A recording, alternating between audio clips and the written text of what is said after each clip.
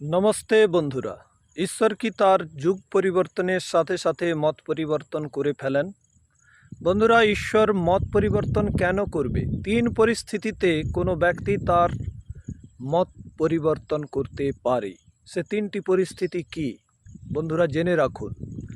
যদি সে অল্প শক্তিমান হয়, তার উপরে কোনো শক্তিধর পুরুষ রয়েছে যার ভয়ে সে কালকে যে কথা বলল আজকে তার ঠিক বিপরীত বা তার উল্টা কথা বলল, এটা সম্ভব যদি সে ভয় পায়, সে যদি অল্প শক্তিমান হয়। আর আমরা জানি যে ঈশ্বর কখনো অল্প শক্তিমান নয়, তিনি তো সর্বশক্তিমান সত্তা, সর্বশক্তিমান নিরাকার চেতন সত্তা, তো তিনি কেন ভয় পাবেন, তাই না? আর দ্বিতীয়তম পরিস্থিতি হলো যদি সে ব্যক্তি স্বার্থপর হয়, অর্থাৎ তার কাছে কোনো অভাব আছে, অভাবজনিত কারণে লোভ হয়, আর লোভের কারণে সে স্বার্থপর হয়। বন্ধুরা, ঈশ্বরের কাছে কিসের অভাব? ঈশ্বর তো সমস্ত ধন দৌলত তৈরি করে আমাদেরকে দিয়েছেন, তার মানে তার কাছে কোনো অভাবও নেই। যদি অভাব নেই তো লোভ নেই, আর লোভ নেই তো সে স্বার্থপর হবে কি করে? তার মানে ঈশ্বর স্বার্থপর হয়ে কোনো দিন তার মত পরিবর্তন করতে পারে না। আগে যেটা বলেছে আজ তার একদম বিপরীত বা উল্টা কথা বলছে, এটা সম্ভব নয়, কারণ তার কোনো স্বার্থ নেই, তিনি নিঃস্বার্থী পুরুষ। আর তৃতীয়ত, যদি সে অল্পজ্ঞ হয়, অর্থাৎ কালকে যেটা বলেছে আজ তার মনে নেই, তাই সমাধিস্থ পুরুষকে তার অন্তঃকরণে আজ ভুল মেসেজ দিচ্ছে। অর্থাৎ আগে সেই অগ্নিবায়ু আদিত্য অঙ্গিরা চারজন ঋষির হৃদয়ে যে জ্ঞান দিয়েছেন, সে জ্ঞান আজ তার মনে নেই বলে আজকে কোনো সমাধিস্থ যোগী পুরুষের ভেতরে তার ঠিক উল্টা মতবাদ পোষণ করছে, যার ফলে একটা নতুন মতবাদ তৈরি হয়ে গেছে। কারণ বর্তমান গুরুগণ যারা নিজেদেরকে বলে আমি সেই ঈশ্বরের প্রেরিত দূত, আমি সেই মেসেঞ্জার অফ গড, আমি সেই বার্তাটাকে নিয়ে এসেছি, যেমন মুসলমানরা ভাবে কি কোরআনকে নিয়ে এসেছে মোহাম্মদ, রসুল, তো তার মানে তারা এই ধরনের মান্যতা রাখে যে ঈশ্বরীয় মান্যতাটাকে নাকি সে নিজে বয়ে নিয়ে এসেছে। কিন্তু সেটা বিরুদ্ধ হবে কেন? বেদের বিরুদ্ধ হবে কেন? কারণ বেদ সৃষ্টির আদিতে দেওয়া, তার সমান মতবাদ হওয়া উচিত ছিল, কিন্তু ভিন্ন মতবাদ কেন হচ্ছে? এর দ্বারা বোঝা যাচ্ছে যে ঈশ্বর তো কখনো মত পরিবর্তন করতে পারে না যুগ পরিবর্তনের সাথে সাথে। না তিনি অল্প শক্তিমান, না ভয় পায়, না তিনি স্বার্থপর, অর্থাৎ সে স্বার্থে পড়ে কখনো মত পরিবর্তন তিনি করতে পারে না, কারণ তারই সমস্ত বস্তু তৈরি, এবং তিনি অল্পজ্ঞও নয়, অর্থাৎ কালকে যা বলেছে আজকে সে ভুলে গেছে তাই সে মত বদলে ফেলবে, এটাও সম্ভব নয়, তাই না বন্ধুরা? তাহলে এ তিনটি পরিস্থিতি ঈশ্বরের জন্য লাগে না, তাই তিনি কখনো অন্যায় করতে পারে না। আর ঈশ্বরকে আমরা জানি ন্যায়কারী, তিনি কখনো অন্যায় করেন না, তো মত পরিবর্তন কেন করবে? আর যে বন্ধুরা যুক্তি দেয়, সেই একজন সুফি সন্ত শিলিগুড়িতে দেখা হয়েছিল বইমেলাতে, তিনি বলেছিলেন যে প্রাচীনকালে মানুষদের অল্প বুদ্ধি ছিল, তাদের সামর্থ্য অল্প ছিল, তাই তাদেরকে বেদ দেওয়া হয়েছে, কারণ বেদটা হলো শিশু ওয়ানের বিদ্যা। আর বর্তমানে যে কোরআন এসেছে এটা বা বাইবেল এসেছে, এগুলো সমস্ত বিএ এর বিদ্যা, অর্থাৎ একটা এমএ পাস ছেলেই এটাকে পড়তে পারবে, তার সামর্থ্য বেড়ে গেছে, মানুষের সামর্থ্য বেড়ে গেছে, তাই তাকে বেদ না দিয়ে এখন কোরআন দেওয়া হয়েছে। তেমনি এ সমস্ত গুরুগণ তাদের নিজের মান্যতাগুলো পোষণ করছে কি এই মতবাদটি হলো সেই ঈশ্বরের দেওয়া গ্রন্থ, কারণ প্রাচীনকালে মানুষের সামর্থ্য আলাদা ছিল।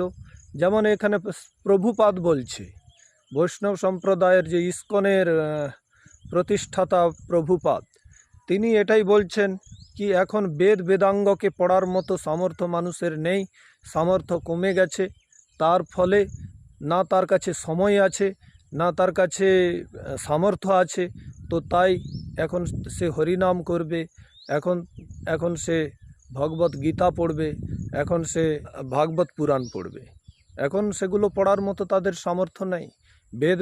বেদাঙ্গকে পড়তে গেলে যে গুরু দরকার, আচার্য দরকার, সে আচার্য গুরুও নেই। তো পড়বে কোথা থেকে, জানবে কোথা থেকে, শিখবে কোথা থেকে?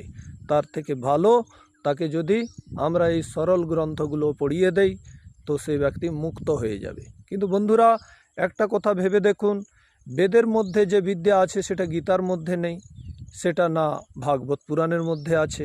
কারণ বেদের মধ্যে তো সমস্ত বিদ্যা আছে, সেখানে গণিত শাস্ত্র আছে, সেখানে রসায়ন শাস্ত্র আছে, ভৌতবিদ্যা আছে, পদার্থবিদ্যা আছে, সেখানে চিকিৎসা শাস্ত্র আছে, সেখানে ভাস্কর্য শিল্প আছে, সমস্ত কিছু বিদ্যা আছে। কারণ ঈশ্বর সর্বজ্ঞ, মানুষের প্রয়োজনীয় যত বিদ্যা সেগুলো তিনি সৃষ্টির আদিতে দিয়ে গেছেন, যেটা আপনি গীতায় দেখতে পাবেন না।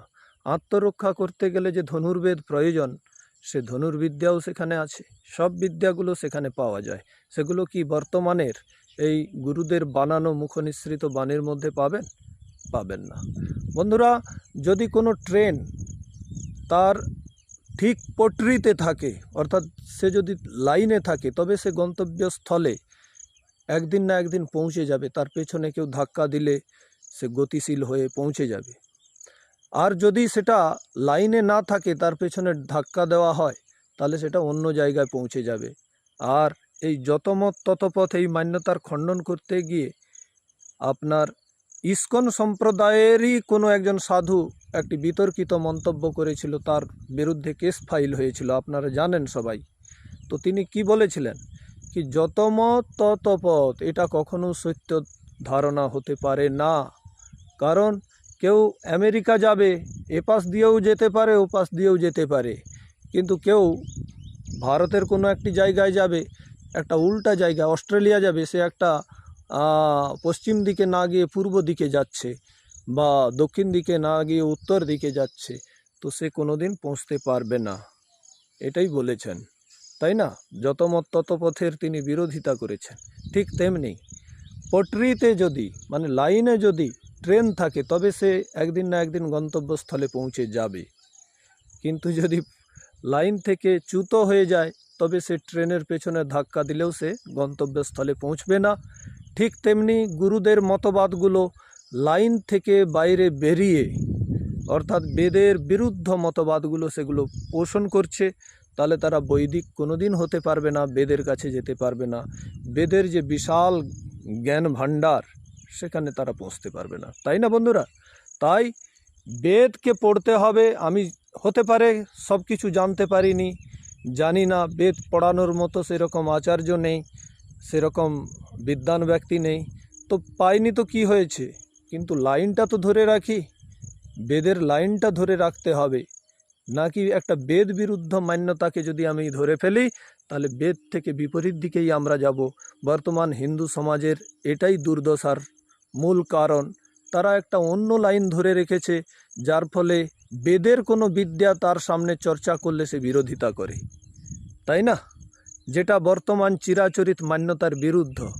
এইরকম একটি বেদের মান্যতা যখন তার সামনে তুলে ধরি, আমরা সেই মূর্তি পূজার বিরোধিতা করি বা অবতারবাদের খণ্ডন করি বেদের মন্ত্র দিয়ে, হ্যাঁ, তো তখন তার বিরুদ্ধ সে দাঁড়িয়ে যায় এবং সে মনে করে কি এ বেদ বিদ্যা অত্যন্ত সাংঘাতিক, একে নিঃশেষ করে দিতে হবে, একে মিটিয়ে দিতে হবে, তাই না? তার মানে কি বেদের শত্রুতা বেড়ে গেল, বেদের বিরুদ্ধে অনেক শত্রু তৈরি হয়ে গেল এই ভিন্ন ভিন্ন মতবাদগুলোর দ্বারা।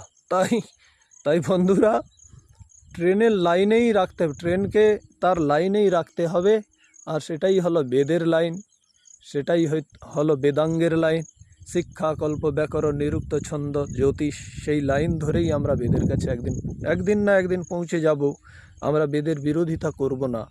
আর যদি লাইনচ্যুত হয়ে যায়, তাহলে বেদ বিরোধী আমরা অন্য মান্যতা তৈরি করে তার পরম শত্রু তৈরি হয়ে যাব।